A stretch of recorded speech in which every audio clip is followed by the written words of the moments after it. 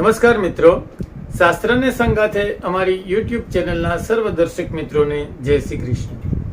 મિત્રો, આગામી દિવસોમાં શરદ પૂર્ણિમા મહોત્સવ આવી રહ્યો છે અને શરદ પૂર્ણિમા એટલે દરેક પૂર્ણિમામાં વિશેષ મહત્વ શ્રેષ્ઠ માનવામાં આવે છે, કારણ કે આપણા ઈષ્ટ ભગવાન શ્રી કૃષ્ણ પણ શરદ પૂર્ણિમાના દિવસે મહારાસ રમ્યા હતા ગોપીઓ સાથે, અને તે દિવસથી વિશેષ મહત્વ આપણે શરદ પૂર્ણિમાને આપીએ છીએ. અને આમ પણ શરદ ઋતુઓ ચાલતી હોય અને એની પૂર્ણિમા એટલે એક મનની અંદર એક હૃદયમાં વિશેષ તરંગો નીકળતા હોય છે. એટલે શરદ પૂર્ણિમાને દિવસે પરમાત્માનો સત્સંગ કરવો, પરમાત્માની કથા સાંભળવી એ વિશેષ મહત્વ રહ્યું છે. આમ તો દરેક પૂર્ણિમાને દિવસે ભગવાનની કથા સાંભળતા જ હોય છે અથવા સાંભળવી જ જોઈએ, પણ શરદ પૂર્ણિમાનું એક વિશેષ મહત્વ રહ્યું છે. તો આ શરદ પૂર્ણિમાને દિવસે એક વિશેષ કથા આપણે આજે સાંભળશું. વિશેષ કથા એટલા માટે કહીશ કારણ કે શરદ પૂર્ણિમા હોય કે અન્ય પૂર્ણિમા, પણ આપણે જ્યારે ભગવાનનું વ્રત કરીએ, સત્યનારાયણની કથા કરીએ, જો કે આમ તો સત્યનારાયણની કથા કોઈ પણ દિવસે કરી શકાય છે, પરંતુ સામાન્ય રીતે આપણે પૂર્ણિમાના દિવસે કરતા હોય છે. અને એમના કથાની અંદર ઉલ્લેખ પણ છે કે સતાનંદ નામનો વાણિયો દર પૂર્ણિમાના દિવસે ભગવાનનું વ્રત કરતો હતો. તો એ સત્યનારાયણની કથા એ આપણે શ્રવણ કરીએ છીએ, પણ આજે વિશેષ વાત એના ઉપર હું કથા તમને કહીશ કે સત્યનારાયણની કથાની અંદર પ્રસાદની અંદર શીરો શા માટે ધરવામાં આવે છે ભગવાનને. અન્ય દરેક ક્ષેત્રમાં ક્યાંય ભગવાનને શીરો આપણે ધરતા નથી, પરંતુ સત્યનારાયણની કથાની અંદર ભગવાનને નૈવેદ્ય ભોગ શીરોનો લગાવીએ છીએ. તેમજ રંભા ફળ, આમ તો દરેક પ્રકારના ફળ આપણે ભગવાનને ધરતા હોય છે, પણ રંભા ફળ કથામાં લખ્યું છે, અર્થાત કેળાનું નૈવેદ્ય, કેળાનું ફળ છે એ આપણે ભગવાનને સમર્પિત કરતા હોય છે. તો આજની કથામાં હું કહીશ કે એ કેળા અને શીરાનું શું મહત્વ છે, જેથી કરી સત્યનારાયણની ભગવાનની કથામાં આપણે એમનો પ્રસાદ લગાવીએ છીએ. શીરો અન્ય કોઈ પણ પૂજામાં આપણે નથી ભગવાનને નૈવેદ્ય ધરાવતા, પરંતુ સત્યનારાયણની કથામાં વિશેષ કરી અને પ્રસાદની અંદર શીરો ફરજિયાત હોય છે. તો એ શીરો ખાવાથી અથવા શીરો ભગવાનને ધરવાથી અનેક ફાયદા છે. એ શું ફાયદા છે અને શા માટે એ શીરો ધરવામાં આવે છે, એના ઉપર આપણે સત્યનારાયણનો કથાનો વિષય રાખી અને એના ઉપર આજે આપણે સત્યનારાયણની કથા સાંભળીશું. તો આવો મિત્રો, કથાની અંદર પ્રવેશ કરીએ, ભગવાનના શ્રી ચરણોમાં વંદન કરીએ. નારાયણમ નમસ્કૃત્યમ નરમ ચૈવ નરોત્તમમ દેવીમ સરસ્વતીમ વ્યાસો તતો જયમુદીરયે. ભગવાન દ્વારિકાધીશના શ્રી ચરણોમાં વંદન કરી ત્યારબાદ કથા કહીએ તો વ્યાસ ઉવાચ, વ્યાસજી કહે છે, એકદા નૈમિષારણ્યે ઋષય શૌનકાદય પ્રપુચ્છન મુનયઃ સર્વે સુતમ પૌરાણિકમ ખલુ. કે વ્યાસજી કહે છે કે એકદા નૈમિષારણ્ય ક્ષેત્રની અંદર શૌનકાદિક 88,000 ઋષિઓ તપ કરતા હતા. એ સમયે ત્યાં સૂત પુરાણીજી પધાર્યા. સૂત પુરાણીજી એટલે બહુ વિશેષ જ્ઞાની પુરુષ છે. દરેક પ્રકારના પુરાણોનું અધ્યયન એણે વ્યાસજી પાસેથી કરેલું છે, અને વ્યાસજીના પ્રધાન શિષ્ય એમ કહી શકાય એવા સૂત પુરાણીજી ત્યાં પધાર્યા. એટલે ઋષિઓએ તેમનું આગતા સ્વાગતા કરી એને આસન પર બેસાડી, અને ઋષિઓમાંથી શૌનકજી ઉભા થઈ નમ્રતાથી બે હાથ જોડી અને સૂત પુરાણીજીને અતિ ઉત્તમ એવો એક પ્રશ્ન કરે છે. શું કહે છે તો કે એવું કયું વ્રત છે કે જે મનુષ્ય કરવાથી ઈચ્છિત વસ્તુની પ્રાપ્તિ કરી શકે છે અને જીવનના અંતે મોક્ષની પ્રાપ્તિ કરી શકે. માત્ર કરી શકે એટલું જ નહીં, પરંતુ સહેલાઈથી કોઈ સામાન્ય માણસ પણ કરી શકે એવું કોઈ વ્રત હોય તો તમે અમને કહો. ત્યારે સૂત પુરાણીજી અત્યંત હર્ષિત થયા અને કહેવા લાગ્યા કે તમે અતિ ઉત્તમ પ્રશ્ન કર્યો છે. તમે લોક કલ્યાણની ઈચ્છાથી આવો ઉત્તમ પ્રશ્ન પૂછ્યો છે. એટલે સૂત પુરાણીજી ખૂબ જ હર્ષિત થયા અને કહેવા લાગ્યા કે હે શૌનકાદિક ઋષિઓ, આવો જ પ્રશ્ન એક વખત ભગવાન કમલાપતિને વિષ્ણુ પરમાત્માને નારદજીએ પૂછ્યો હતો, અને નારદજીને જે પ્રત્યુત્તર એટલે કે જવાબ જે આપ્યો હતો ભગવાને, એ હું તમને કહું છું. અને એ વ્રત, એ દીક્ષા, એ બધું જ આ વ્રતની અંદર સમાયેલું છે, અને મોક્ષને અપાવનારું પણ આ વ્રત છે. એ હું તમને કહું છું કે એક દિવસ નારદ મુનિ ફરતા ફરતા મૃત્યુલોકમાં એટલે કે પૃથ્વીની અંદર પધાર્યા.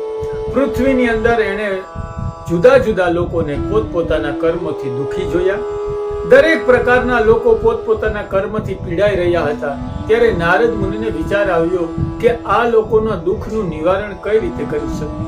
અહીંયા એવો પ્રશ્ન થાય કે બધા લોકો દુઃખી છે તો શું સંસારમાં કોઈ સુખી છે જ નહીં? તો કે ના, દરેક પોતપોતાના ક્ષેત્રમાં પોતપોતાના ધંધામાં વ્યવસાયમાં ગૂંથવાયેલા છે, પરંતુ એ ક્યાંક ને ક્યાંક એ દુઃખી તો છે જ, કારણ કે સંસાર છે એ દુઃખનો સાગર છે. અહીંયા પૃથ્વી ઉપર માણસ કર્મ ભોગવવા માટે જ આવે છે, એટલે ક્યાંક ને ક્યાંક આપણા પાપ કર્મ હોય છે ત્યારે દુઃખ ભોગવીએ છીએ, ક્યારેક ક્યારેક પુણ્ય કર્મ હોય છે ત્યારે સુખ ભોગવતા હોય છે. તો મનુષ્ય પાપ અને પુણ્ય સાથે ભોગવતા હોય છે, એટલે કે મિશ્રિત કર્મ જે હોય છે પાપ પુણ્ય એ બંને સાથે ભોગવતા હોય છે. એટલે કોઈ પૃથ્વીની અંદર એવો માણસ જ ન હોય કે જેની અંદર જેને દુઃખની અનુભૂતિ ન કરી હોય. એટલે દરેક પ્રકારના લોકો છે અને જુદી જુદી પ્રકારે જીવે છે અને જુદા જુદા પ્રકારના દુઃખ ભોગવે છે. પરંતુ વસ્તુ એ છે કે દરેક પોતપોતાના દુઃખથી આદિ હોય છે, એટલે વાંધો આવતો નથી. એકબીજાના દુઃખ આપલે જો થતા હોય તો દુનિયામાં સાહેબ કોઈ દુઃખ આપલે કરત પણ નહીં, કારણ કે તમે તમારા દુઃખથી વાકેફ છો, તમે તમારા દુઃખથી પરિચિત છો, હું મારા દુઃખથી પરિચિત છું. એવી રીતે બધા લોકો પોતપોતાના દુઃખથી પરિચિત છે, એટલે એ દુઃખમાં પણ આપણે સુખની અનુભૂતિ કરી અને જીવી શકીએ છીએ, નકર ક્યારેય જીવી શકીએ નહીં. એટલે એ દુઃખનો પરિચય છે એ જ આપણા સુખની અનુભૂતિ છે. નારદ મુનિએ અહીંયા બધા લોકોને દુઃખી જોયા, એટલે નારદ મુનિને વિચાર આવ્યો કે આ લોકોના દુઃખનું જો કંઈ નિવારણ થઈ શકે તો એવા ભાવથી એ ભગવાન પાસે ગયા અને જ્યાં ક્ષીરસાગરની અંદર ભગવાન શયન કરતા હતા ત્યાં નારદ મુનિ ગયા. નારદ મુનિએ પ્રણામ કરી ભગવાનની સ્તુતિ કરી કે હે પરમાત્મા, જેને મનથી પણ જોઈ ન શકાય, વાણીથી વર્ણન જેનું કરી ન શકાય એવા અનંત ગુણો છે આપના, અનંત રૂપશાળી છો, અનંત પ્રભાવશાળી છો. હે પરમાત્મા, તમારા શ્રી ચરણોમાં હું વંદન કરું છું. આવી રીતે ભગવાનની સ્તુતિ કરી ત્યારે ભગવાન કહેવા લાગ્યા કે હે નારદ મુનિ, તમે શું ઈચ્છાથી આવ્યા છો તે તમે મને કહો. જો અહીંયા નારદ મુનિ તો ભગવાનના ધામમાં અવારનવાર જતા હોય છે, પણ આની પહેલા ભગવાને ક્યારેય એવું કીધું નથી કે તમે શું ઈચ્છાથી આવ્યા છો. યોગીઓને વળી ઈચ્છા છે નહીં, તો અહીંયા ભગવાને કેમ એવું કીધું? કારણ કે ભગવાનની સ્તુતિ કરી અને નારદ મુનિનો ભાવ છે પરમાત્મા અહીંયા ઓળખી ગયા છે કે નારદ મુનિના મનમાં ઈચ્છા છે. જો કે પરમાત્માથી કોઈ ઈચ્છા છુપાવી શકાતી નથી, પરમાત્મા બધું જાણે છે. કારણ કે ગીતાજીમાં ભગવાનને કીધું છે કે ઈચ્છા શક્તિ છે એ પણ હું છું, એ પરમાત્મા જ છે એમ સમજો. એટલે પરમાત્માએ નારદ મુનિના મનની વાત, હૃદયનો ભાવ જાણી ગયા અને કહ્યું છે કે તમે શું ઈચ્છાથી આવ્યા છો. ત્યારે નારદ મુનિએ કહ્યું છે કે હે પરમાત્મા, પૃથ્વી લોકની અંદર સર્વ કોઈ દુઃખી છે અને પોતપોતાના કર્મ ભોગવતા રહે છે. જો આપની મારા પર કૃપા હોય હે નાથ, તો મારા ઉપર એવી કૃપા કરો અને આ લોકોના કોઈ દુઃખનું નિવારણ હોય તો તમે મને જણાવો. આવું જ્યારે નારદ મુનિએ કહ્યું ત્યારે ભગવાન ખૂબ પ્રસન્ન થયા છે નારદ મુનિ ઉપર અને કહ્યું છે કે હે મુનિ, તમે તો લોક કલ્યાણની ઈચ્છાથી આવ્યા છો, લોકોનું હિત કરવા આવ્યા છો અને ખરેખર એ સંતોનો, યોગીઓનો સ્વભાવ છે. પરમાત્મા એનાથી જ રાજી રહેતા હોય છે. સંતોનો સ્વભાવ જ બીજાના દુઃખ હરવાનો હોય છે અને સંતોની જો કઈ ઈચ્છા હોય તો એ ઈચ્છા એ જ હોવી જોઈએ કે જે બીજાના દુઃખનું નિવારણ થાય, બીજાની મુશ્કેલીઓ દૂર થાય, એ જ ઈચ્છા સંતોની હોવી જોઈએ. એ જ ખરેખર વાસ્તવમાં સાચા સંતો છે. અને આજે પણ આ કળિયુગમાં સંતો દ્વારા આપણા દુઃખનું નિવારણ થાય છે. આજે પણ મને લાગે કે કોઈ સંતો જે તપસ્વીઓ છે, સાધુ પુરુષો છે, ઓલિયા પુરુષો છે, એ સંસારના દુઃખો અને નિવારણ, દુઃખો, કષ્ટો સંસારના જેટલા પણ છે એ ત્યાં બેઠા બેઠા હરતા હોય છે. એટલે જ આપણે શાંતિની અનુભૂતિ કરી શકીએ છીએ. એ પરમાત્માના ભજનમાં લોક કલ્યાણની ઈચ્છા વ્યક્ત કરતા હોય હશે અને પરમાત્મા આપણા દુઃખનું નિવારણ કરે છે. એટલે સંતો છે, સાચા સંતો તેને જ કહેવાય છે લોકોની પીડા, દુઃખનો નાશ કરે. અહીંયા નારદ મુનિને પણ એવો જ વિચાર આવ્યો છે, એટલે ભગવાન વિશેષ તેના પર પ્રસન્ન થયા છે અને કહ્યું છે કે તમે લોકોના દુઃખનું નિવારણ કરવા માટે આવ્યા છો, તેથી તમે સાચા યોગી છો. હું તમારા પર ખૂબ પ્રસન્ન છું અને હવે હું તમને જે કહું છું એ સાંભળો. મારું સત્યનારાયણ ભગવાનનું જે વ્રત છે એ કોઈ પણ મનુષ્ય કરે, શ્રદ્ધા અને ભક્તિભાવથી જો આ વ્રત કરે તો એના દુઃખનું ચોક્કસ નિવારણ થાય છે અને અંતે મારા પરમધામને પ્રાપ્ત થાય છે. નારદ મુનિએ કહ્યું કે હે પરમાત્મા, વ્રતનો વિધિ કઈ રીતે કરવો? ત્યારે ભગવાન કહે છે કે આ વ્રત કોઈ પણ દિવસે કરવું. મેં પેલા કહ્યું એમ પૂર્ણિમાના દિવસે વિશેષ છે, પણ કોઈ પણ દિવસે સત્યનારાયણ ભગવાનનું વ્રત કરી શકાય છે. વિશેષમાં પૂર્ણિમા હોય, 11 હોય, એકાદશી હોય ત્યારે એ કથા કરવી વિશેષ ઉત્તમ છે, પરંતુ કોઈ પણ દિવસે કરી શકાય છે. પણ શરત 3 છે સાહેબ આ વ્રત કરવામાં: શ્રદ્ધાથી કરવું, ભક્તિથી કરવું અને ભાવથી કરવું. પેલા તો તમારી અંદર સંપૂર્ણ શ્રદ્ધાથી તમે ભરેલા હો. ભગવાનના વ્રતમાં તમને શ્રદ્ધા હોવી જોઈએ. બીજી વાત, તમારી અંદર ભક્તિનો પ્રાદુર્ભાવ થયેલો હોવો જોઈએ. તમે ભક્ત હૃદય બની અને આ વ્રત કરવું. અને ત્રીજું, પરમાત્મા પ્રત્યે અનન્ય ભાવ તમને પ્રગટ થાય ત્યારે આ વ્રત કરવું. અર્થાત આ 3 માંથી ક્યારેય પણ એક વસ્તુ તમારી અંદર અત્યંત શ્રદ્ધાવાન થઈ અને કરો. ભક્તો હોય એ ભક્તિથી કરે, અને ભાવ જો તમે કાંઈ નથી કરી શકતા, સંસારી લોકો કાંઈ નથી કરી શકતા, ન તો આપણામાં શ્રદ્ધા હોય ન તો ભગવાનની ભક્તિ હોય, તો કમસે કમ પરમાત્મા પ્રત્યે ભાવ રાખી અને સમર્પિત કરવું. કારણ કે ભાવ રાખી અને સમર્પિત કરીએ છીએ તો જ પરમાત્મા ગ્રહણ કરે છે. બાકી આપણી એ કેડા કે આપણો શીરો એ પરમાત્મા ગ્રહણ પણ નથી કરતા. જો તમારી અંદર ભાવ હોય, કારણ કે ગીતાજીમાં ભગવાન શ્રી કૃષ્ણ કહે છે, પત્રમ પુષ્પમ ફલમ તોયમ યો મે ભક્ત્યા પ્રયચ્છતિ. પત્ર હોય, પુષ્પ હોય, ફળ હોય કે તોયમ કહેતા માત્ર જલ ચડાવી દો પરમાત્માને, પણ યોમાં ભક્ત્યા, એ જો ભક્તિથી ભાવથી જો સમર્પિત કરવામાં આવે તો જ પરમાત્મા એ ગ્રહણ કરે છે. એટલે અહીંયા 3 શરતો ધ્યાનમાં લઈ અને ભગવાનનું વ્રત કરવું જોઈએ: ભક્તિ, ભાવ અને શ્રદ્ધા. એટલે કોઈ પણ દિવસે કરવું, શ્રદ્ધા અને ભક્તિ ભાવથી કરવું. ત્યારબાદ વ્રતમાં ભગવાન માટે નૈવેદ્ય અર્થાત ભોગ તૈયાર કરવો, શીરો તૈયાર કરવો ભગવાન માટે. એ રવાનો શીરો તૈયાર કરવો, રંભાફળ કહેતા કેળું અને અન્ય ફળફળાદી ભગવાનને ધરવા. પણ આ 2 વસ્તુ મેં પેલા કહી એમ, કેળા અને શીરો, આ 2 નું વિશેષ મહત્વ રહ્યું છે અને એ કથામાં લખ્યું છે. બીજા ફળોનો ઉલ્લેખ નથી કે કયા ફળો ધરવા, પણ કેળા અને ભગવાન માટે શીરો તૈયાર કરવો, આ 2 નૈવેદ્ય કથામાં લખ્યા છે. તો આજની કથા કહેવાનો તાત્પર્ય જે છે કે આ બંને શા માટે, તો એના ઉપર ચર્ચા કરીશું. પણ અહીંયા અધ્યાયને વિરામ આપીએ કે ફળફળાદી કેળા, પપૈયા ઇત્યાદિ લેવા અને ભગવાનનો શીરો કરવો, તૈયાર કરવો, ભગવાનને ભક્તિભાવથી સમર્પિત કરવો, બ્રાહ્મણને બોલાવી, ઇષ્ટ મિત્રો બાંધવોને બોલાવી ભગવાનનું વ્રત કરવું, ભજન કીર્તન કરવા, ભગવાનનું ભક્તિભાવથી સ્મરણ કરી અને પ્રસાદ લઈ ભગવાનને સવે પોતપોતાના ઘરે પધારવું. ઇતિ શ્રી રેવાખંડે શ્રી સત્યનારાયણ કથાયમ પ્રથમ અધ્યાય શ્રી ગોવર્ધનનાથ કી જય. હવે બીજા અધ્યાયની અંદર રમણીય એવી કાશી નગરીની અંદર શતાનંદ નામનો એક બ્રાહ્મણ રહેતો હતો. એ બ્રાહ્મણ રોજ ભિક્ષા માંગી અને પોતાનું ગુજરાન ચલાવતો હતો. ઉદર પોષણ માટે ભિક્ષાવૃત્તિ કરતા હતા એ ભૂદેવ. એક દિવસ બ્રાહ્મણ ઉપર પ્રેમ રાખનારા ભગવાન નારાયણ, ભગવાન કમલાપતિને આ બ્રાહ્મણ ઉપર વિશેષ પ્રેમ અને એના ઉપર દયા આવી.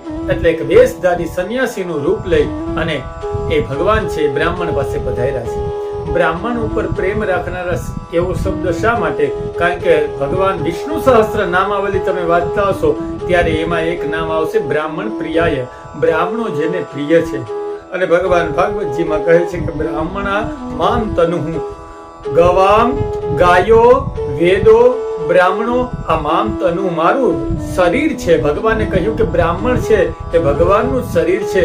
એટલે જ આપણે બ્રાહ્મણ ભોજનનું પણ વિશેષ મહત્વ રહ્યું છે આપણા ધર્મની અંદર. અને બ્રાહ્મણને એટલા માટે જમાડવામાં આવે છે કારણ કે ભગવાનનું તનુ કે શરીર છે એ બ્રાહ્મણ જમે તમારે આંગણે. એટલે સમજવું સાક્ષાત પરમાત્મા દ્વારિકાનાથ કે આદિ નારાયણ જે બ્રહ્મ છે વિષ્ણુ, એ દરેક બ્રાહ્મણના મુખમાં આહુતિ જાય છે એ ભગવાનના મુખમાં જ આહુતિ જાય છે. એ ભાવ સાથે બ્રાહ્મણને જમાડવા જોઈએ. એટલે બ્રાહ્મણ ઉપર વિશેષ પ્રેમ છે પરમાત્માને. તો બ્રાહ્મણ ઉપર પ્રેમ હોવાથી એ સતાનંદ નામના બ્રાહ્મણ પાસે ભગવાન પધાર્યા છે, વેશ સંન્યાસીનો લીધો છે અને કહ્યું છે કે હે ભૂદેવ, તમે આ શું કરો છો? ત્યારે સતાનંદ નામનો બ્રાહ્મણ કહેવા લાગ્યો છે કે હું ઉદર પોષણ માટે ભિક્ષાવૃત્તિ કરીને મારું ગુજરાન ચલાવું છું. ત્યારે વેશધારી ભગવાન કહે છે, તમે સત્યનારાયણ ભગવાનનું વ્રત કરો. અને ત્યારે સતાનંદ નામનો બ્રાહ્મણ કહે છે કે કાંઈ વાંધો નહીં, વ્રતનો વિધિ જાણ્યો, કઈ રીતે વ્રત કરવું.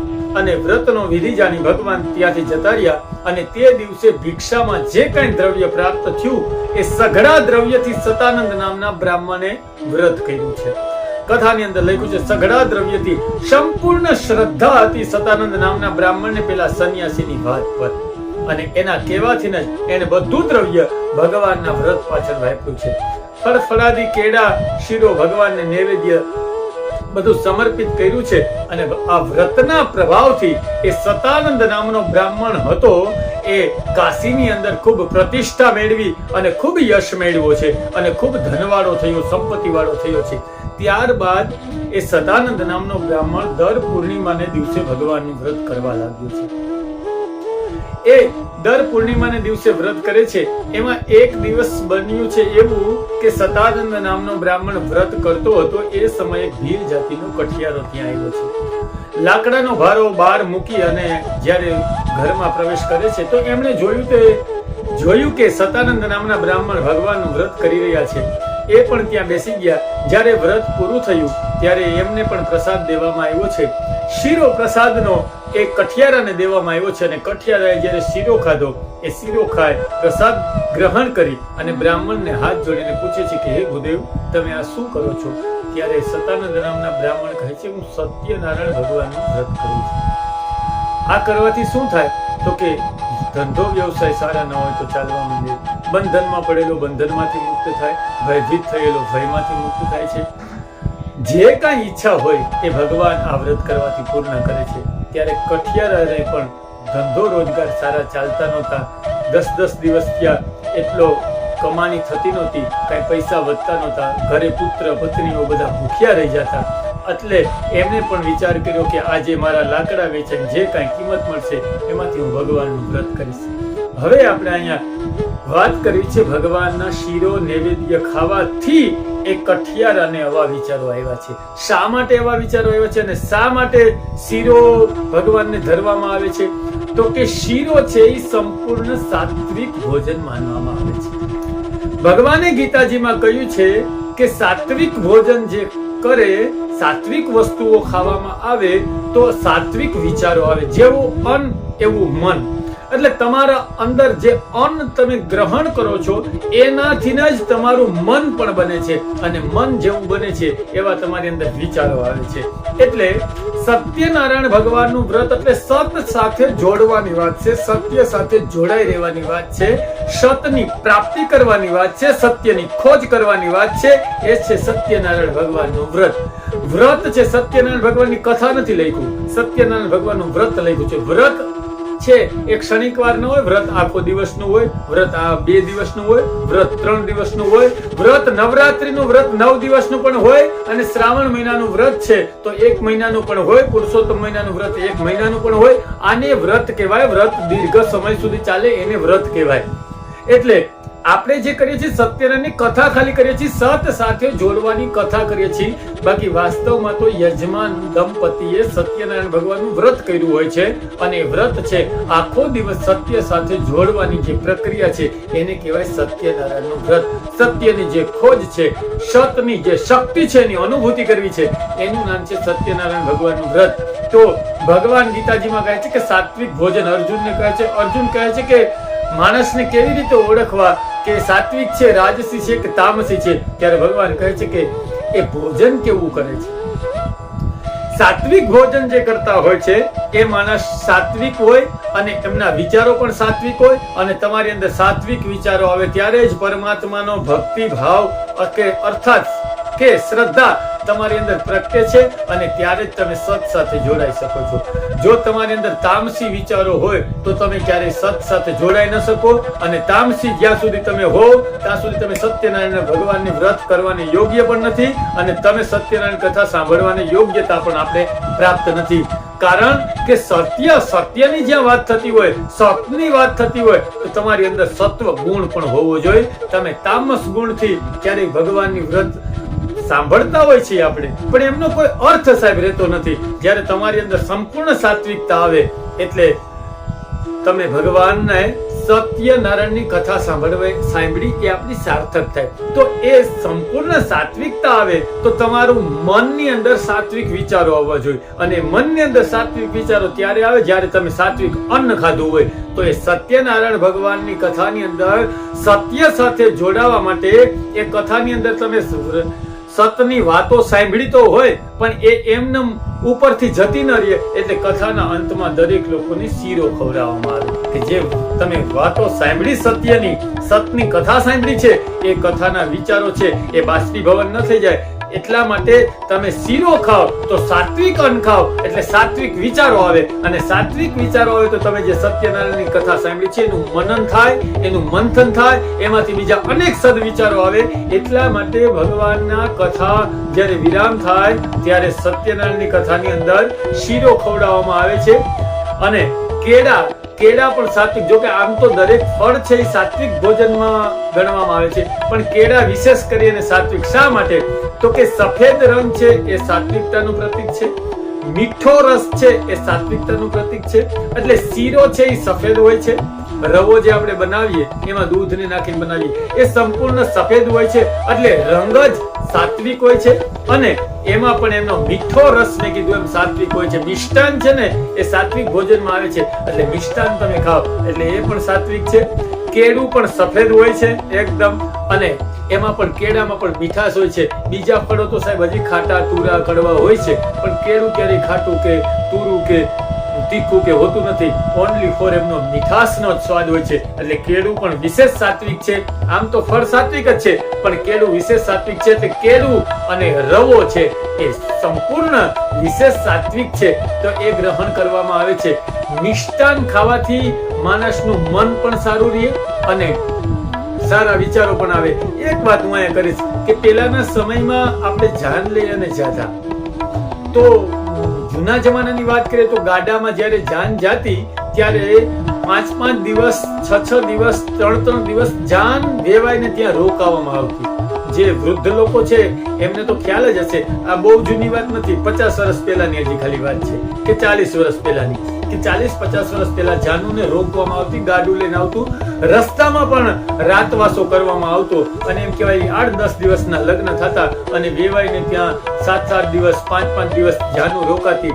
એટલો આનંદ કરતા સામ સામે વેવાયો, અને જાન્યા અને માન્યા હસી મજાક કરતા, આનંદ કરતા.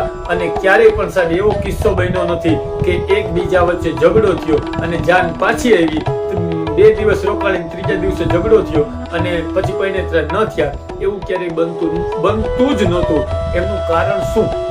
તો કે જ્યારે જાન પહોંચે ને તો બીજો કઈ સાત્વિક ભોજન સિવાય કઈ જમણવાર થતો જ નહીં. માત્ર લાડુ અને શીરો જ હતો એ સમયમાં જમણવારમાં. કાં લાડવા બનાવવામાં આવે વેવાય માટે, અને કાં શીરા અથવા લાપસીના આંધણ મુકાવવામાં આવતા. આ જ ભોજન હતું. કહેવાનો અર્થ કે મીઠું જ, મિષ્ટાન જ જમાડવામાં આવતું. આજે પણ આપણે લગ્નમાં એવું કહી કે મિષ્ટાન તો કંઈક જોઈએ જ. એ સાત્વિક ભોજન કરતા, એટલે પરસ્પર વેવાયોના, જાનૈયાના, માનૈયાના વિચારો પણ સાત્વિક રહેતા હતા, અને એટલો આનંદથી હળીમળીને રહેતા હતા. એકબીજાની ભૂલ થઈ જાય તો પણ ક્ષમા કરી દેતા, કારણ કે વિચારો સાત્વિક હતા. અને આજના યુગમાં આપણે જાણીએ છીએ લગ્નની અંદર સંપૂર્ણ તામસી ખોરાક ખવડાવવામાં આવે છે. પંજાબી ને ચાઇનીઝ ને એ સંપૂર્ણ તામસી ખોરાક કહેવામાં આવે છે. તમે ગીતાજીમાં વાંચો એટલે તમને ખ્યાલ આવશે તામસી ખોરાક કોને કહેવાય. આજે આપણે એમાં નહીં જાય, પણ ડુંગળી વાળું, લસણ વાળું કે જે વાસી ખોરાકો છે એ બધી તામસીમાં આવે છે.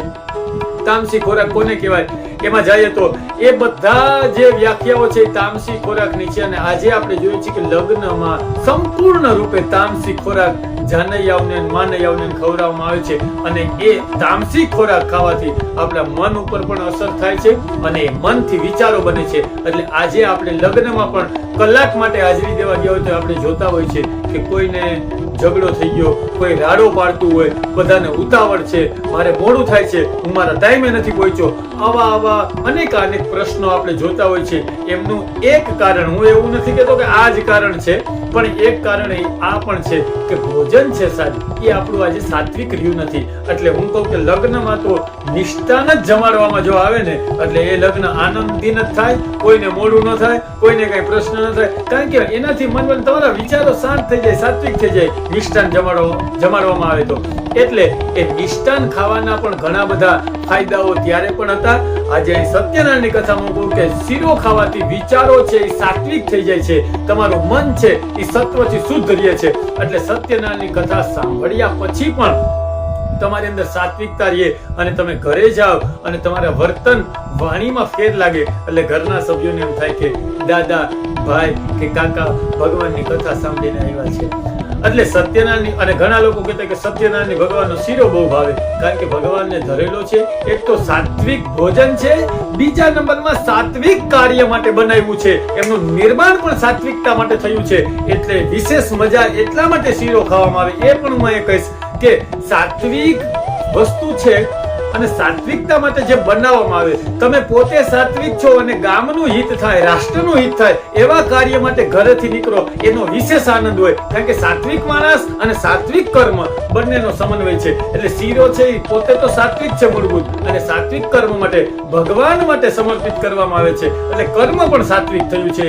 એટલે શીરો ખાવાનો વિશેષ આનંદ છે. એટલે કેળું અને શીરો સંપૂર્ણ સાત્વિક છે, અને આપણી અંદર સાત્વિકતા લાવવા માટે અહીંયા મને એવું લાગે કે સત્યનારાયણની કથામાં શીરાનું વિશેષ મહત્વ છે. એટલે શીરો બનાવવો જ જોઈએ. અને શીરો ખાવાથી કઠિયારાને સીધો વિચાર આવ્યો છે કે આ ભગવાનનું વ્રત કેમ થાય, મારે પણ કરવું છે.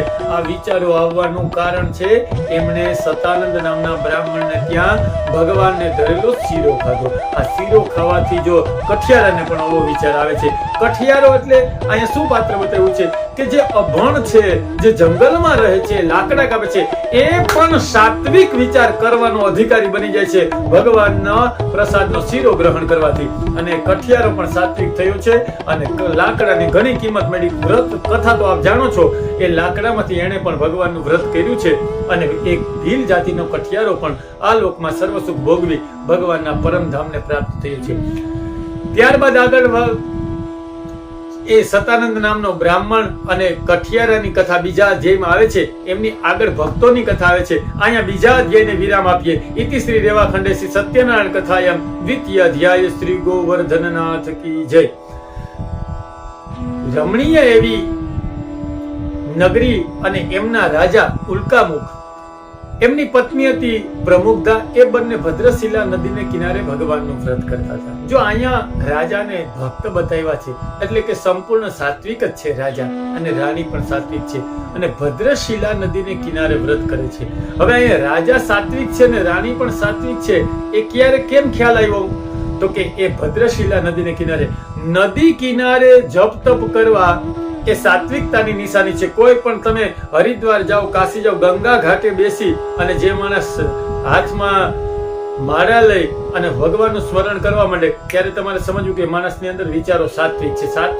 સાત્વિક માણસો છે તીર્થમાં જઈને ભગવાનનું સ્મરણ જ કરતા હોય. અહીંયા નદી કિનારે રાજા વ્રત કરવા ગયા છે, કે રાજા હતા, પોતાના ઝરૂખામાં પણ કરી શકે, પણ રાજમહેલની અંદર કોઈ તામસી લોકો હોય, કોઈ રાજમહેલ એ ભવન જ રાજસી હોય, રાજાને રહેવા માટેનું, એટલે રાજસી હોય, એટલે એને ત્યાં અનુકૂળ ન આવ્યું, એટલે પોતાના મહેલમાં વ્રત નથી કર્યું, પણ નદી કિનારે જંગલમાં અર્થાત નગરથી બહાર જતા રહ્યા છે. કારણ કે સાત્વિક માણસ છે એને શાંતિ પ્રિય હોય છે, એટલે નદી કિનારે એ વ્રત કરવા ગયા છે.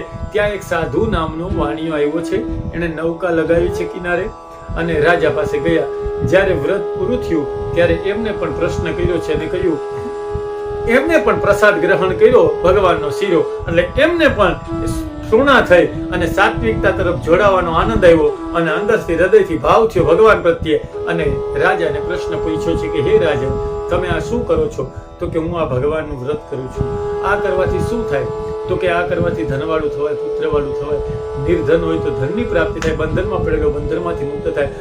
અનેક ભગવાનના ગુણાનુવાદ ગાયા ત્યારે એ સાધુ નામના વાણીએ કહ્યું છે કે મારે સંતાન નથી. જો આ વ્રત કરવાથી સંતાનની પ્રાપ્તિ થતી હોય તો હું આ વ્રત કરીશ, આવો મનમાં નિશ્ચય કરી અને ઘરે ગયો. ઘરે લીલાવતી એમની પત્ની હતા, એમને વ્રત સંબંધી વાત કરી. મેં પહેલા કહ્યું એમ ઘરે આવે અને એની વાણી વર્તનમાં ફરક પડી જાય ત્યારે સમજવું કે ભગવાનની કથા સાંભળીને આવ્યો છે. તો સમજવું કે એ બાષ્પીભવન નથી થયું એના મસ્તિષ્કમાં, હજી પણ સાત્વિક વિચારો છે. એટલે સારી વાતો કરે, ભગવાનની વાતો કરે, વ્રતોની વાતો કરે, દયાની વાતો કરે, ધર્મની વાતો કરે, દાનની વાતો કરે, ત્યારે સમજવું કે એની અંદર હજી સાત્વિક વિચારો છે એમ. તો એ સાધુ નામના વાણીએ ખૂબ ભગવાનના ગુણાનુવાદ ગાયા છે અને બંને જણાએ સંકલ્પ કર્યો કે અમારે ત્યાં સંતાન થશે, અમે પણ ભગવાનનું વ્રત કરશું. બંને સંપૂર્ણ સાત્વિક થયા છે. પરંતુ કાલ અને સમય જતો રહ્યો ઘણો બધો. ત્યારબાદ ભગવાને એમની માનતા સાંભળી પણ, એમનો સંકલ્પ સાંભળ્યો પણ, અને જ્યારે 10 માસ પૂરા થયા ત્યારે એમને ત્યાં એક દીકરીનો જન્મ થયો. પરંતુ સમય ઘણો જતો રહ્યો ત્યાં સુધી સાધુ નામનો વાણીઓ પોતાની સાત્વિકતા રાખી નથી શક્યો, સાત્વિકતા ટકાવી નથી શક્યો.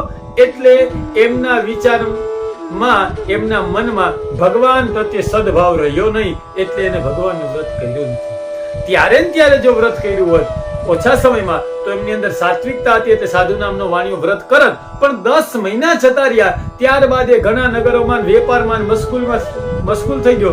એટલે પૈસા દેખાવા માંડ્યા. એટલે એની અંદર રાજસી ગુણ હાવી થઈ ગયો છે, ધન હાવી થઈ ગયું છે, લક્ષ્મી હાવી થઈ ગઈ છે. એટલે એની અંદર રાજસી ગુણ એના પર હાવી થઈ ગયો. એટલે એને ભગવાનનું વ્રત કર્યું નથી અને વ્રત કરવા પણ નથી દીધું એમના સ્વભાવે. કારણ કે વેપારી હતો એટલે રાજસી સ્વભાવ તો, રાજસ ગુણ તો એનામાં સ્વાભાવિક હોય. એટલે રાજસ ગુણ પોતાના નિજ ગુણમાં આવી ગયો. જે સાત્વિકતા રાજા પાસેથી લેવો હતો એ સાત્વિકતા તદંતર નાશ થઈ ગઈ. ત્યારે લીલાવતીએ કહ્યું કે આપણે વ્રત કરવું જોઈએ. તો કે હમણાં નહીં, પછી કરી નાખશું. આવું કઈ વેપારમાં મશગુલ થઈ ગયો. જોતામાં ઘણો સમય વીતી ગયો અને જ્યારે કન્યા ઉંમર લાયક થઈ ગઈ ત્યારે સાધુ નામના વાણીએ એમના લગ્ન એક વણિક પુત્ર સાથે કર્યા છે. એ ઘર જમાઈ રહેવા માટે તૈયાર હતો. એટલે એમની સાથે એમના લગ્ન એમની કન્યાના કરી નાખવામાં આવ્યા છે. એમની કન્યા જેમનું નામ કલાવતી હતું, એ કલાવતી અને એક વણિક પુત્ર સાથે બંનેના લગ્ન થઈ ગયા છે. પરંતુ સાધુ નામના વાણિયાએ ત્યારે પણ ભગવાનનું વ્રત કર્યું નથી. કારણ કે પછી તો ઘણો સમય વીતી ગયો અને મેં પેલા કીધું એમ કે એની અંદર સંપૂર્ણ રાજસ અને તામસ ગુણ હાવી થઈ ગયા છે. એટલે ભગવાનનું વ્રત કર્યું નથી અને વેપારમાં મશગુલ થઈ ગયો. ત્યારબાદ શસ્ત્રો અને જમાઈ સાથે વેપાર કરવા લાગ્યા. દરિયો પાર કરી રત્નાપુર નામના શહેરની અંદર રહેવા લાગ્યા, જ્યાં ચંદ્રકેતુ નામનો રાજા રાજ્ય કરતો હતો. પણ એક દિવસ બન્યું એવું કે ચંદ્રકેતુના રાજાના ખજાનામાંથી ચોર લોકો ખજાનો ચોરી અને જતા હતા. પાછળ સિપાહીઓ દોડ્યા. ચોરને એમ થયું કે પકડાઈ જશું. એટલે ચોરે ચોરીનો સામાન ત્યાં જ ફેંકી દીધો જ્યાં બંને વણિક પુત્રો સૂતા હતા. અને ચોર ભાગી ગયા. પાછળથી સિપાહીઓ આવ્યા છે અને બંનેને ચોરીના માલ સાથે જોયા છે. એટલે બંને સસરા અને જમાઈને બંદીવાન બનાવી અને રાજા પાસે લઈ જાય છે. રાત્રિનો સમય તો રાજાને કોઈ ખબર કરી કે ખજાનામાંથી ચોરી થઈ, પણ ચોર પકડાઈ ગયા છે. રાજાએ તેમનું કાંઈ સાંભળ્યું નહીં અને તરત જેલખાનામાં પૂરી દેવામાં આવ્યા. પાછળથી લીલાવતી અને કલાવતી પણ ખૂબ જ દુઃખી થઈ ગયા. ઘરમાં જે કાંઈ ધન હતું એ ચોર લોકો ચોરી ગયા. ઘરે ઘરે ભિક્ષા માંગવી પડે આવી પરિસ્થિતિ થઈ ગઈ. એક દિવસ કલાવતી મોડી રાત્રિએ ઘરે આવ્યા. એમની માતાએ પ્રશ્ન પૂછ્યો છે કે બેટા, અત્યાર સુધી તું ક્યાં હતી અને તારા મનમાં શું છે? ત્યારે કલાવતી કહ્યું કે આજે હું એક બ્રાહ્મણને ત્યાં ગઈ હતી અને ત્યાં મેં ભગવાન સત્યનારાયણનું વ્રત જોયું છે. કલાવતી ત્યાંથી એટલે વ્રત જોયું છે, પ્રસાદ લીધો, વ્રત પૂરું થયું અને પ્રસાદ લીધો એટલે આવવામાં મોડું થઈ ગયું છે. અહીંયા એમની વાણી અને વર્તનમાં ફરક છે. જે કાયમી નહોતો એ આજે દેખાણું છે. કારણ કે ભગવાનનું વ્રત સાંભળ્યું, એ વિચારો સાત્વિક થયા અને પ્રસાદમાં શીરો ખાધો એટલે એ વિચારો ઘર સુધી પણ પહોંચ્યા. લીલાવતીને યાદ આવી ગયું કે આપણે પણ ભગવાનનું વ્રત કરવાનું છે. ઘણા વર્ષો થઈ ગયા. જ્યારે સાત્વિક વાત કોઈ કરે ત્યારે તમારી અંદર પણ સાત્વિક વિચારો આવે. અહીંયા કલાવતીને પણ સાત્વિક વિચારો આવ્યા અને તરત યાદ આવી ગયું છે કે આપણે વ્રત કરવાનું ભૂલી ગયા. એ જ સમયે ભગવાનને જેની હૃદયમાં સાત્વિકતા આવી ગઈ હતી અને સત્વથી જે પ્રાર્થના કરવામાં આવે ને સાહેબ, એ તરત પૂછે, પહોંચે જ ભગવાન સુધી. મને ઘણા લોકોએ પ્રશ્ન કર્યો કે અહીંયા લીલાવતી પ્રાર્થના કરે ને સીધું માં ચંદ્રકેતુનું સપનું હોય છે, પણ તમારી અંદર સત્વથી તમે ભરાઈ જાઓ, તમારી અંદર સંપૂર્ણ સાત્વિકતા હોય અને એ સાત્વિકતાથી જે પ્રાર્થના કરવામાં આવે એ સાહેબ પરમાત્મા તરત સાંભળે છે. એટલે ક્યારેય પણ પ્રાર્થના કરો, ભગવાનને અરજ કરો ત્યારે તમે સાત્વિક હોવા જોઈએ. તામસ કર્મ માટે ભગવાનને અરજ પણ ન કરાય અને એ પરમાત્મા પૂરી પણ ન કરે. કોઈનું અહિત થાય, કોઈને મારવા માટે કે કોઈનું કઈ બગાડવા માટે તમે પ્રાર્થના કરો ત્યારે ક્યારેય તમારી પ્રાર્થના સાચી થતી જ નથી. પણ સાત્વિક જો તમે સત્વથી ભરાઈ ગયા હો અને ત્યારે જો પ્રાર્થના કરવામાં આવે, અહીંયા કલાવતી સત્વ ગુણથી ભરાઈ ગયા છે અને કહ્યું છે કે હે પરમાત્મા, અમને ક્ષમા કરો, અમે સર્વ કાંઈ ભૂલી ગયા છીએ, અમે ધનમાં પુત્રમાં આસક્ત, અમે સંસારી લોકો આપને ભૂલી ગયા છીએ. આવો જ્યારે પશ્ચાતાપ થયો અને કીધું કે મારા પતિ અને જમાઈ વેલા ઘરે આવી જશે તો હું તરત પરમાત્મા આપનું વ્રત કરીશ, આવો જ્યારે પશ્ચાતાપ રૂપી પ્રાર્થના કરી છે, એ જ સમયે ચંદ્રકેતુ રાજાને સપનું આવે છે અને કહે છે કે તે વાણિયાના બંને પુત્રોને બંધીવાન બનાવ્યા છે, એને છોડી મૂક, નહીતર હું તારા રાજપાટનો નાશ કરી નાખીશ. રાજા ભયભીત થઈ ગયા. સવાર પડતા જ સપનાની વાત પ્રધાન ઇત્યાદિકને કરી છે અને બંને વાણિયાના પુત્રોને લઈ આવ્યા છે. એનું જે કઈ ધન લઈ લીધું હતું એના કરતા 2 ગણું ધન આપ્યું છે. વસ્ત્ર, આભૂષણ, અલંકારો બધું આપ્યું છે અને કહ્યું છે કે મને ક્ષમા કરો, તમે લોકો જઈ શકો છો. આવી જ્યારે રાજાએ આજ્ઞા આપી ત્યારે બંને વણિક પુત્રો ત્યાંથી ચાલતા થાય છે. ઇતિ શ્રી સ્કંદ પુરાણે રેવાખંડે શ્રી સત્યનારાયણ કથાય 3યો અધ્યાય શ્રી ગોવર્ધનનાથ કી જય. યાત્રાયામ તો કૃતવન સાધુર મંગલાયન પૂર્વિકમ બ્રાહ્મણેભ્યો ધનમ દત્વા તદા તુ નગરમ દયો. જ્યારે રાજાએ જવાનું કહ્યું છે ત્યારે પુણ્ય વાચન ઇત્યાદિ સ્વસ્તિ વાચન કરી અને બ્રાહ્મણેભ્યો ધનમ દત્વા, બ્રાહ્મણોને ખૂબ દાન દક્ષિણા આપી છે અને બંને વાણિયાના પુત્રો ત્યાંથી જવા માટે રવાના થયા છે. સમુદ્રની અંદર એક ટાપુની અંદર વિશ્રામ કરવા માટે, સવારની દૈનિક ક્રિયા કરવા માટે જ્યારે વાણિયા અને એમનો જમાઈ નીચે ઉતર્યા ત્યારે ભગવાનને એમ થયું કે આમનું મન હજી સ્થિર છે કે કેમ. એટલે ભગવાન એમની પરીક્ષા કરવા માટે એક સન્યાસીનું, દંડી સન્યાસીનું રૂપ લઈ અને વાણિયા પાસે આવે છે. સાધુ નામના વાણિયાને કહે છે કે તમારી નૌકામાં શું ભરેલું છે? તો કે મારી નૌકામાં પાંદડા, વેલા ઇત્યાદિ ભરેલા છે, એ પણ તમારે લઈ લેવાની ઈચ્છા છે કે શું? તિરસ્કાર પૂર્વક ભગવાનને કટુ વચનો કહ્યા છે અને હૈસો છે ભગવાનની સામે. ત્યારે ભગવાને કહ્યું કે તથાસ્તુ, તારું બોલેલું સત્ય થાવું. આવું કઈ ભગવાન થોડે દૂર સમુદ્ર કિનારે બેસી ગયા. પણ જ્યારે સાધુ નામનો વાણિયો પોતાની નૌકામાં જોવે છે તો પોતાનું ધન હતું એ બધા પાંદડા, વેલા ઇત્યાદિ થઈ ગયા. સાધુ નામના વાણિયાએ ખૂબ જ શોક કર્યો છે. એની અંદરથી સાત્વિકતા મેં કીધું એમ પેલા પણ જતી રહી હતી. એટલે સાત્વિક કોઈ કે વાણિયાના દીકરા સંતોની મસ્કરી કરે નહીં. ઘણું બધું ધન પ્રાપ્ત થવાથી વાણિયાને અભિમાન આવ્યું છે. વાણિયાને સાહેબ ધન પ્રાપ્ત થવાથી ક્યારેય અભિમાન આવે જ નહીં. આજે પણ નથી આવતું. તો એ સમયની વાત છે આ. તો સતાનંદ સાધુ નામના વાણિયાને ક્યાંથી અભિમાન આવે? પણ અહીંયા કહેવાનો મુખ્ય તાત્પર્ય એ છે કે તામસ અને રાજસ ગુણથી ભરાયેલો હતો. એની અંદર જરા પણ સાત્વિકતા રહી જ નહોતી. એટલે સંતોની પણ મસ્કરી કરવા માંડ્યો છે. એ સંતોની મસ્કરી કરવી, સંતોની ઠેકડી કરવી, સંતોને કટુ વચન કહેવા, આ તામસ અને રાજસ ગુણની નિશાની છે. એટલે અહીંયા સાધુ નામનો વાણિયો છે સંપૂર્ણ રાજસ અને તામસમાં ડૂબી ગયો હતો. એનામાં જરા પણ સાત્વિકતા રહી નહોતી. એટલે અહીંયા એને મસ્કરી કરી છે સન્યાસીની. અને જ્યારે પાંદડા વેલા થઈ ગયા, ખૂબ શોક કર્યો, ખૂબ રુદન કર્યું, ત્યારે એમના જમાઈએ કીધું કે પેલા સન્યાસીએ તમને શાપ દીધો છે. એ સન્યાસી સર્વશક્તિમાન પરમાત્મા છે, એમાં શંકાને કોઈ સ્થાન નથી. શંકા ન કરો અને તરત એમની માફી માંગો, ક્ષમા યાચના કરો. જમાઈની વાત સાંભળી તરત સાધુ નામનો વાણિયો ભગવાન જ્યાં બેઠા હતા દંડવત પ્રણામ કર્યા છે. ભગવાનને લાકડી પડી ભગવાનના શ્રી ચરણોમાં પડી અને ભગવાનને પ્રાર્થના કરે છે કે હે પરમાત્મા, બ્રહ્માદિક દેવતાઓ આપની માયામાં મોહિત થઈ જાય છે. ઇન્દ્રાદિક દેવતાઓ આપને જાણી નથી શકતા. તો અમે તો મંદ બુદ્ધિના મનુષ્ય, સંસારી લોકો આપને કેવી રીતે ઓળખીએ? માટે અમને ક્ષમા કરો. આવી વારંવાર યાચના કરી છે વાણિયાએ. ત્યારે ભગવાને તેમનું ગુમાવેલું ધન આપી. ભગવાન તો કરુણાની ધાન છે, દયાનો સાગર છે. એમનું સર્વ કાંઈ એમનો અપરાધ ક્ષમા કરી ભગવાન એમનું ગુમાવેલું સર્વ કાંઈ પરત કરી. ભગવાન ત્યાં જ અદ્રશ્ય થઈ ગયા છે, અંતર્ધાન થઈ ગયા છે. ત્યારબાદ વાણીઓ પોતાનો સામાન લઈ, પોતાનું ધન લઈ જમાઈ સાથે નગરમાં પ્રવેશ કરે છે. થોડે દૂરથી નગર દેખાતું હોય ત્યારે દૂતોને સમાચાર લઈને મોકલે છે. એ સમયે કલાવતી અને લીલાવતી સંપૂર્ણ શ્રદ્ધા અને ભક્તિભાવથી ભગવાનનું વ્રત કરતા હોય છે. ત્યારે સમાચાર આવે છે કે વાણીઓ અને તેમનો જમાઈ ખૂબ બધું દ્રવ્ય લઈ અને નગરની નજીક પહોંચી ગયા છે. ત્યારે લીલાવતી કલાવતીને કહે છે કે બેટા, તું ભગવાનનું વ્રત પૂરું કરજે, હું સમુદ્ર કિનારે જાઉં છું. આવું જ્યારે કહ્યું છે ત્યારે લીલાવતી જતા રહે છે. પાછળથી કલાવતીએ વ્રત તો પૂરું કર્યું છે, પણ ભગવાનનો પ્રસાદ લેવાનું ભૂલી ગયા છે. સત્વ સાથે જોડાયેલા છે, પરંતુ જે સાત્વિક ભોજન છે એ કર્યું નથી, અને એ પણ ઉતાવળમાં સમુદ્ર કિનારે જતા રહ્યા છે. ત્યારે ભગવાન તેના પર કોપાયમાન થઈ અને એમના પતિના તેમને દર્શન નથી થતા. ભગવાનની માયાથી અદ્રશ્ય થઈ ગયા છે, કોઈને જોવા નથી મળતા. સાધુ નામના વાણિયાના જમાય એમની નૌકા. ત્યારે કલાવતીએ ખૂબ શોક કર્યો, ખૂબ રુદન કર્યું છે. ત્યારે આકાશવાણી થઈ છે કે બેટા, તે મારા પ્રસાદનો અનાદર કર્યો છે.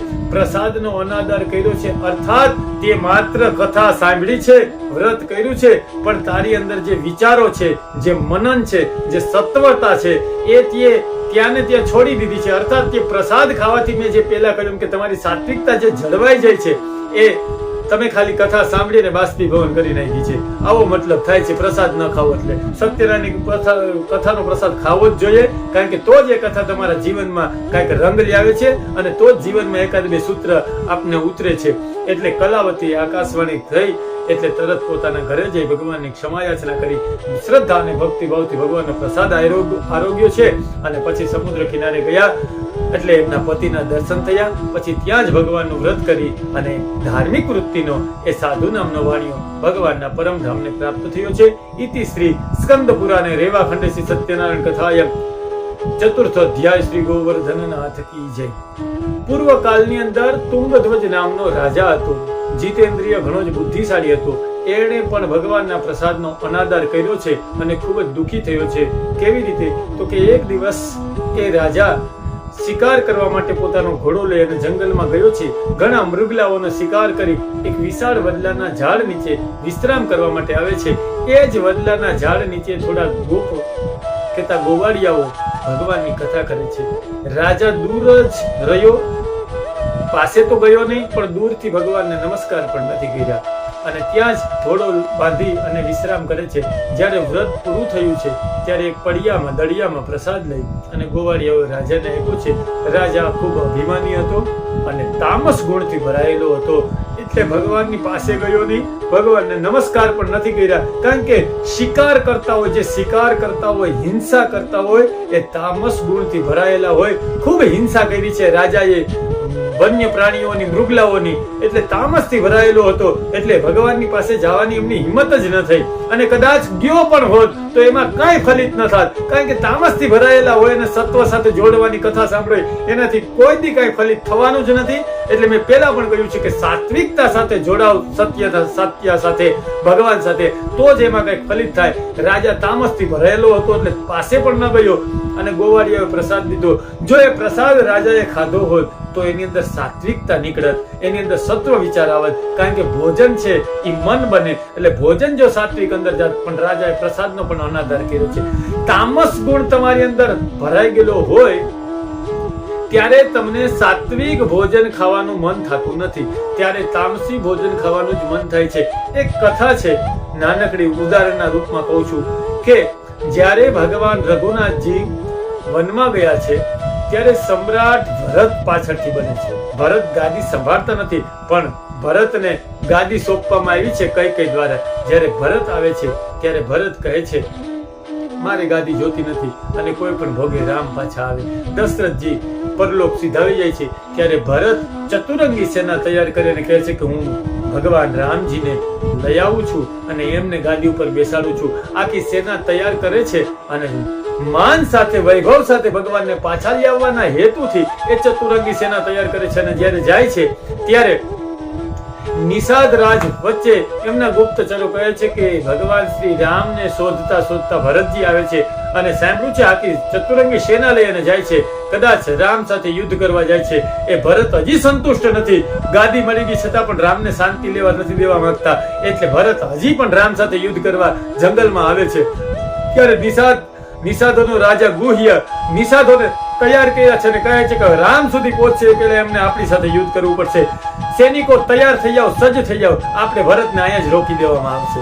આવો જ્યારે નિર્ણય લીધો ત્યારે કોઈ વૃદ્ધોએ કીધું કે ભરત ખરેખર યુદ્ધ કરવા જ જાય છે એવી તમને કોને બાતમી આપી? એવું તમે કેમ નક્કી કરો કે યુદ્ધ કરવા જ જાય છે? તો કે વાત તો સાચી છે. તો કે એમને જઈને પૂછે કે તમે યુદ્ધ કરવા જાય તો એ હા નહીં પાડે, ખોટું પણ બોલી શકે છે. તો કેમ જોવું કે યુદ્ધ કરવા જ જાય છે? ત્યારે બુજુર્ગ વૃદ્ધે કહ્યું છે કે તમે ભરત સાથે મિત્રતા કરો અને ભરતને ભોજન કરાવો, એનાથી ખ્યાલ આવશે. ગુહ્ય નિષાદ રાજે એમની વાત માની છે. ભરતને આગતા સ્વાગતા કરી છે. હાથ જોડીને ગુહ્ય રાજ નિષાદ રાજ ગુહ્ય ઉભા છે અને કહ્યું છે કે હે ભરતજી, અયોધ્યા સાથે તો અમારી પહેલેથી મૈત્રી રહી છે, દશરથજી સાથે પણ અમારી મૈત્રી રહી છે. અમે આ સીમાઓનું રક્ષણ આપની અયોધ્યાની સીમાઓનું પણ રક્ષણ કરીએ છીએ. આવું છે તેવું છે ફલાણું ઢીકડું આવી ચર્ચાઓ કરી અને ભરતને મિલાપ કરે છે. ભરત સાથે ભેટે છે અને કહે છે કે રોકાઈ જાઓ, અમે કઈ બાજુ તમે જાઓ છો? ત્યારે કહે છે કે અમે રામજીની શોધમાં જાય છીએ. તો કે પણ તમે આજની રાત અહીંયા રોકાવ. ભરતજી કહે છે કે મારાથી શું વાર પણ વિલંબ થઈ શકે એમ નથી, મારા રામ વગર મારે રોકાવું નથી. તો કે કાંઈક અમારો ઉપહાર ગ્રહણ કરો.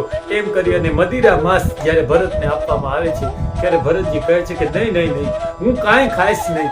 ત્યારે કહે છે કે કોઈ ભોજન મગાવો, આ ન ખાવ તો. ભોજન જ્યારે મગાવે છે, ભોજન પણ ના પાડે છે. ત્યારે નિષાદ રાજ કહે છે કે કોઈ ફળ લઈ લ્યો, કેળા ઇત્યાદિ ફળ લઈ લ્યો, કાંઈક આમાંથી ગ્રહણ કરો. આ દાસની અરજી સ્વીકારી અને કાંઈક ગ્રહણ કરો. ત્યારે ભરતજી કહે છે કે હું રામને મળ્યા વગર કાંઈ ખાઈશ તો નહીં, પણ તમારો બહુ આગ્રહ છે, તમારો આટલો ભાવ છે તો હું એક ફળ કેળું લઈ લઉં છું અથવા અન્ય એક ફળ લઈ લઉં છું. એ ફળ ખાય અને આપનું વચન રહી જાય અને મને રામજીને મળવાની ઉતાવળ છે. આવું કહીને ફળ ખાય છે. ત્યારે બોલો બુજુર્ગ નિષાદ અર્થાત વૃદ્ધ નિષાદ કહે છે નિષાદ રાજ ગુહ્યને કે આ સંપૂર્ણ રામને મળવા જાય છે, આ યુદ્ધ કરવા નથી જતો. કારણ કે એમને ભોજન છે ને એ કેળું ખાધું છે, સાત્વિક ભોજન. તમારી અંદર સાત્વિક વિચારો હોય ત્યારે તમને સાત્વિક ભોજન કરવાનું મન થાય. જ્યારે તમારી અંદર તામસી વિચારો હોય ત્યારે તમને તામસી ભોજન કરવાનું મન થાય. જ્યારે તમે તામસી ભોજન કરો ત્યારે તમારી અંદર તામસી વિચારો આવે. જ્યારે તમે સાત્વિક ભોજન કરો ત્યારે તમારી અંદર સાત્વિક વિચારો આવે. એ એકબીજા બંને એકબીજાના પૂરક છે. પણ તમે સાત્વિક ભોજન કરવાનો આગ્રહ રાખો એટલે તામસી વિચારો હાવી ન થાય. આ તામસથી ભરાયેલો છે રાજા, એટલે ભગવાનનો પ્રસાદ ખાવાનું મન નથી થયું. તરત અનાદાર કરી ઘરે ગયો. 100 પુત્ર ઇત્યાદિ નાશ પામ્યા. રાજાએ ખૂબ શોક કર્યો, વિલાપ કર્યો અને ખ્યાલ આવી ગયો કે નક્કી ભગવાને મને શ્રાપ દીધો છે. તરત ગોવાળિયાઓની પાસે જંગલમાં જાય છે. બધા ગોવાળિયાઓને એકઠા કરે. ભગવાનનું વ્રત, કારણ કે દુઃખ પડ્યું છે એટલે માણસ તામસ ભૂલી ગયો છે અને સાત્વિકતાને પ્રાપ્ત થયો છે. ગોવાળિયાઓની સાથે બેસી અને ભગવાનનું વ્રત કર્યું છે અને ભગવાનનો પ્રસાદ ગ્રહણ કર્યો છે. ત્યારથી રાજા પણ સાત્વિક બન્યો છે અને સાત્વિક વિચારોથી પોતાના નગરમાં આવે છે અને ધન ધાન્ય ઇત્યાદિ પરત પ્રાપ્ત થાય છે. ભગવાનની કૃપાથી સંપૂર્ણ પ્રાપ્ત થયું છે. હે મહામંડલેશ્વરો, મેં આ તમને શ્રી સત્યનારાયણ ભગવાનની કથા સંભળાવી છે. વિશેષ કરીને કળિયુગમાં ભગવાનનું વ્રત હર હંમેશ થતું રહે છે. કોઈ સત્ય કહે, કોઈ સત્યનારાયણ કહે, કોઈ રામ કહે, કોઈ કૃષ્ણ કહે.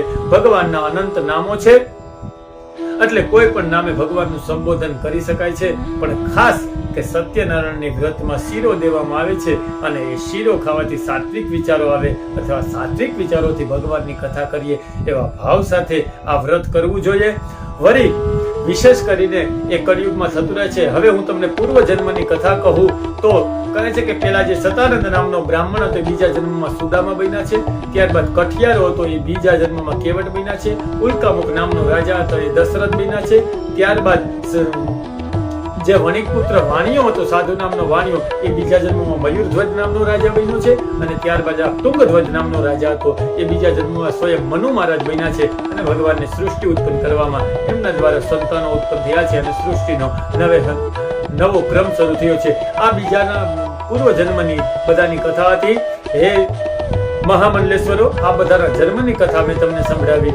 તો આજે પૂર્ણિમાના દિવસે, એમાં પણ ખાસ શરદ પૂર્ણિમાના દિવસે આપણે પણ સાત્વિક ભોજન લઈએ, શીરો ખાઈએ, મીઠું ભોજન ખાઈએ, સફેદ વસ્તુ ખાઈએ.